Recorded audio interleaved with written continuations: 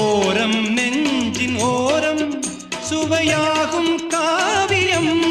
ஓரம் நெஞ்சின் ஓரம் சுவையாகும் காவியம்.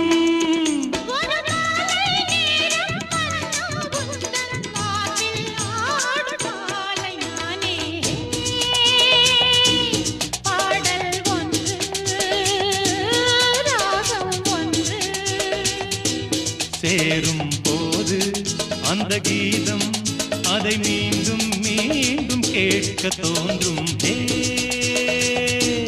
பாடல்